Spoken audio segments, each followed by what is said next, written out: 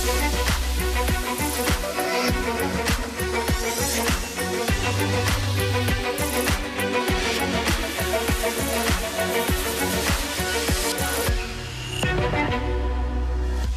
morning, it's Monday the 20th of July and you're watching Europe Today, your morning dose of European news and analysis here on Euronews. I'm Marit Gwyn and I'll be with you throughout this week. Coming up today, Spain have been crowned World Cup champions for the second time in their history after defeating Argentina 1-0 in extra time last night. Barcelona striker Ferran Torres scored the winning goal in the 106th minute against a 10-man Argentina after Enzo Fernandez received a red card. The Spanish squad will celebrate the victory in Madrid tonight after a night of partying across Spain. We'll be bringing you the atmosphere from Madrid. And the US has continued to strike Iran for the 9th consecutive night, with another US serviceman killed, this time in northern Iraq, during the controlled detonation of a downed Iranian drone. A Kuwaiti power and desalination plant was attacked by Iran for the second time in 2 days on Sunday, raising fears of a widening conflict. We'll have the latest from our correspondent in the Middle East. And Andy Burnham is set to become the UK's new Prime Minister today, taking over from Keir Starmer. He's tasked with uniting a fractured party and fending off a growing threat from the far-right Reform UK party led by Nigel Farage.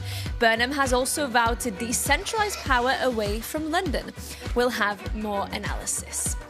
But first, this morning, we're taking you straight to Madrid. A dominant Spanish side was held by Argentina to a goalless draw during 90 minutes of play in last night's World Cup final. But despite Argentina's grit and resistance, Spain's striker Ferran Torres broke the deadlock in added time with the only goal of the match. That was after Argentina's Enzo Fernandez was shown the red card in stoppage time. So let's cross over now to Madrid and to our correspondent, Maria Munoz, who's standing by for us there. Maria, good to see you. What a night for Spain. Give us a sense of the atmosphere there this morning. Good morning, Marit from Spain. Well, people are still celebrating on the streets. They are being celebrating all night long. I was coming to the office this early morning and they were shouting, they were singing. They are all very happy. We've seen that Spain has gotten better and better match after match. They started with a draw against Cape Verde, but then they improved. They showed they are a collective team, something Luis de la Fuente has insisted on. They are not just some bright players. They are not just one single player who is the star. They are a family. Same philosophy that made the former national team champions in 2020. They have shown they have improved against Belgium and against one of the main favorites in this tournament, as it was France. Yesterday there was one team playing football and another one trying to prevent them from playing. Spain tried to score 20 times. The result is quite short after all those occasions, more than 20 they had. We may have witnessed last Messi match with the Argentinian squad. He was very sad. We could see him crying. But what can I say? We are very happy here. Yesterday, we were in the fan zone with the fans celebrating our triumph in this World Cup. Let's take a look. El partido ha estado súper emocionante. The match was incredibly exciting right until the last moment when we secured the victory. We beat Leo Messi. Ciao, Leo Messi! The match was very good, but the referee was very Argentinian. Espectacular, muy bueno, sabroso. Spectacular, very good. We came all the way from Puerto Rico. We arrived today to see the game. We wanted to be here at the heart of it all. We wanted to watch the game from Spain and see the world champions. Campeones mundiales. Yo soy español, español, español. Maria, briefly, we know that there are plans for celebrations in Madrid also later tonight. Yes, the team will arrive around 1 p.m. to Barajas Airport. Then they will go visit the royal family. And then around 6 p.m., the real party will start with a bus parade with all the players offering the trophy to the fans. They will arrive around 9 p.m. to Cibeles, where the party is going to start with concerts and with all the happiness they've brought to us from America. Okay, Maria Munoz in Madrid for us this morning. Thank you, and I'm sure we'll see more of those celebrations on Euronews throughout the day. But we're moving to the Middle East next, where the US has carried out the 9th consecutive night of strikes against Iran. Meanwhile, Iran's Revolutionary Guard has vowed not to let a single drop of oil or gas pass through the Strait of Hormuz. For more, we can cross over to our correspondent Adel Halim, who's in Qatar for us. So, Adel, more strikes overnight, and the current spiral of violence is showing no signs of subsiding. Good morning, Marid. Yes, the conflict continues to escalate. The U.S. has completed a 9th consecutive night of strikes inside Iran, targeting military command centers, air defense systems, and missile sites. Meanwhile, Iran has responded with attacks of its own. The air defense systems have been activated across the Gulf, with Kuwait intercepting drones, Bahrain sounding sirens, and Jordan reporting missile interceptions. The U.S. has also confirmed a 3rd military death over the weekend. A service member was killed in Iraq in what it called a controlled detonation of a downed Iranian drone. This follows the deaths of 2 U.S. troops in Jordan. So despite repeated calls for diplomacy, both sides are continuing to exchange fire, and the conflict is spreading across the region. Marit? And Adel, we also know power and desalination plants in the Gulf are being increasingly targeted. How much of a worry is that in the region? Absolutely. One of the biggest concerns now is that critical infrastructure is increasingly being caught up in the fighting. We've seen allegations of attacks on power plants and water desalination plants in the Gulf. Those facilities provide drinking water to millions of people. If essential infrastructure becomes a regular target, the consequences extend well beyond the battlefield and start to affect everyday life. We're also seeing the conflict spread geographically. As we've heard, it's no longer just about the U.S. and Iran, where Jordan, Bahrain, and Kuwait have come under attack. That's why countries like Qatar and Pakistan continue to push for de-escalation and diplomacy. But at the moment, the military action is moving much faster than any kind of diplomacy. Indeed. Adel, for us in Doha, thank you so much for bringing us up to speed there. Now, we're moving to the UK next, where Andy Burnham, the former mayor of Manchester, will today become Prime Minister, taking over from Sir Keir Starmer. Burnham is also expected to name his cabinet members today. For more, I'm joined live now by Tim Bale, who is a politics professor at Queen Mary University of London. Tim, really good to have you with us this morning.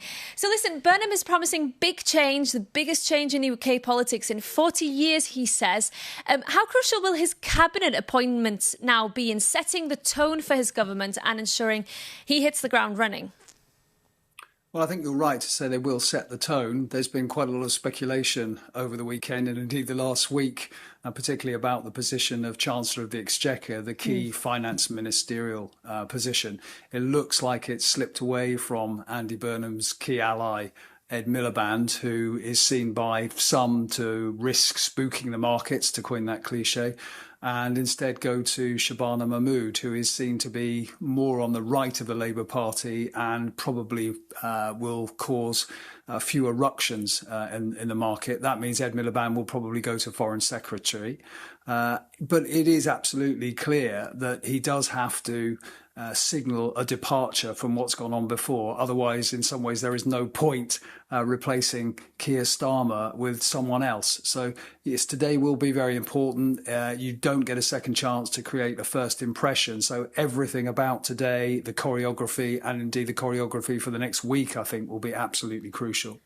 You mentioned the importance of the Chancellor and this resetting what many would call a broken economy, but he's also prioritising this push for more devolution, or the idea of delegating power to the regions, even creating a number 10 North, he says. How much of a shift in thinking is this for a UK Prime Minister?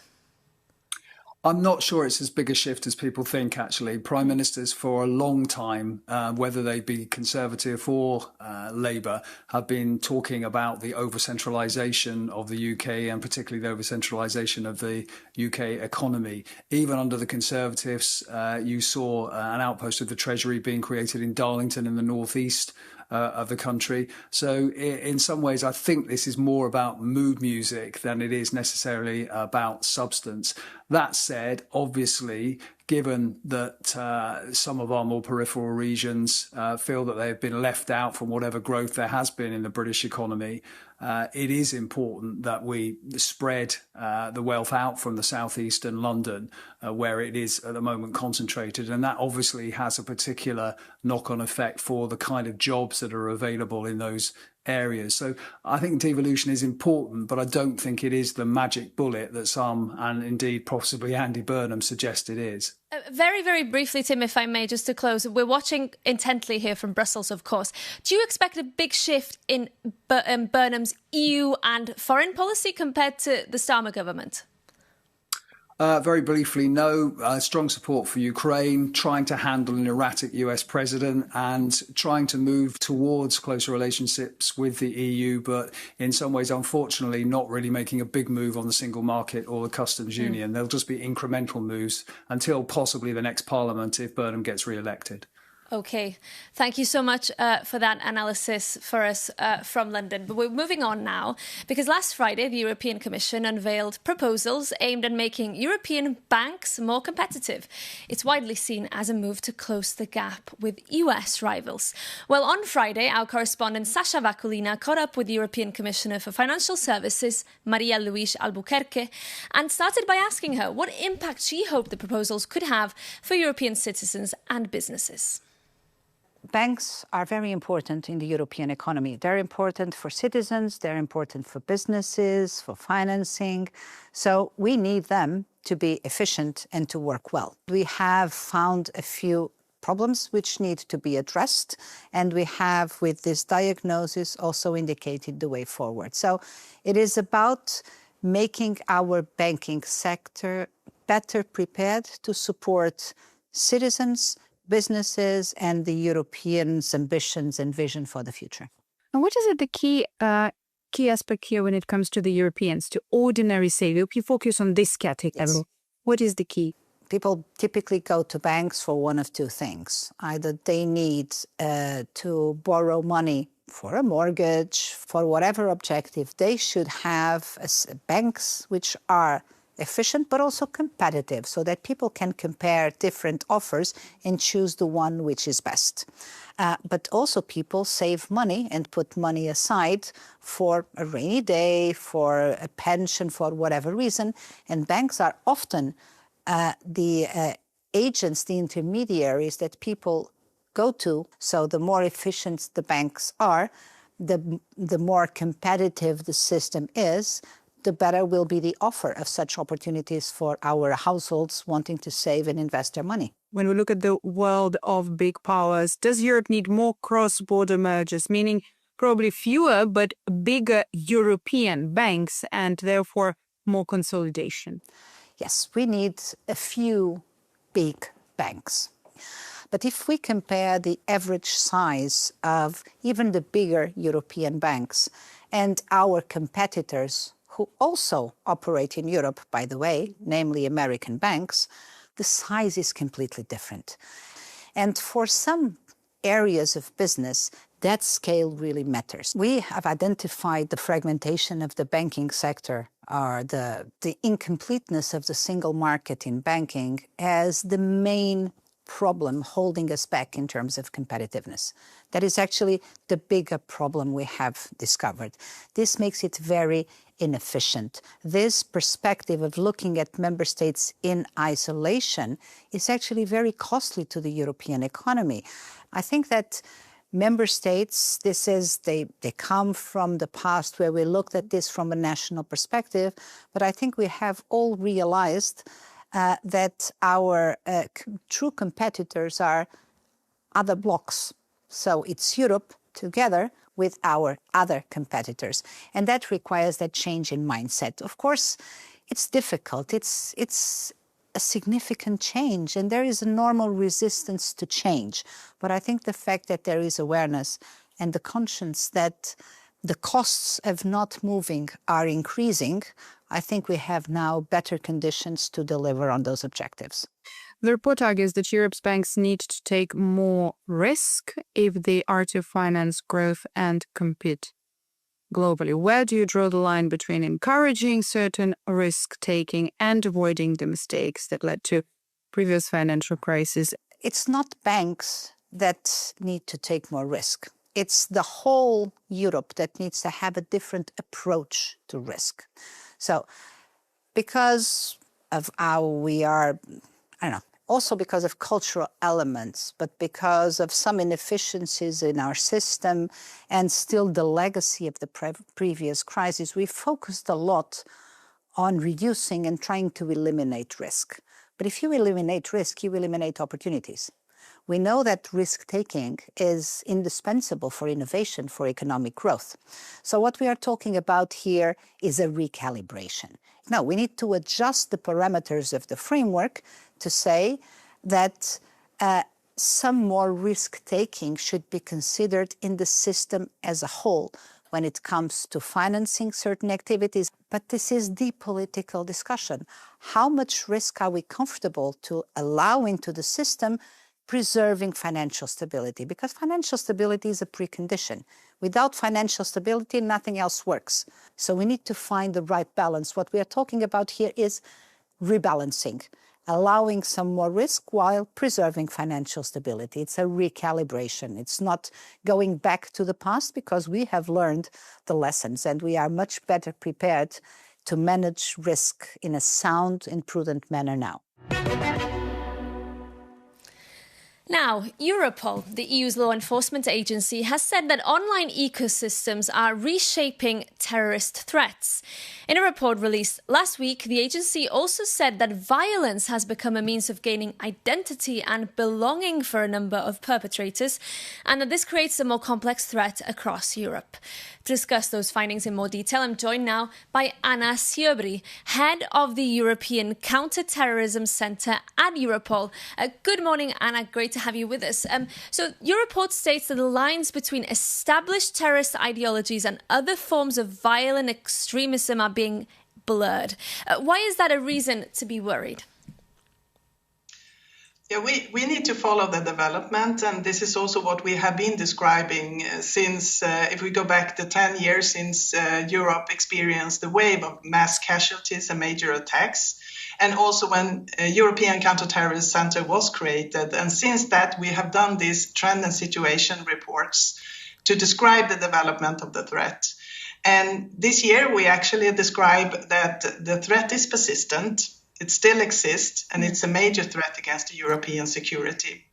And the development, as you say, the blurred lines, it's because we are seeing an increasing number of different ideologies that are diversified ideologies, also not only the traditional ones.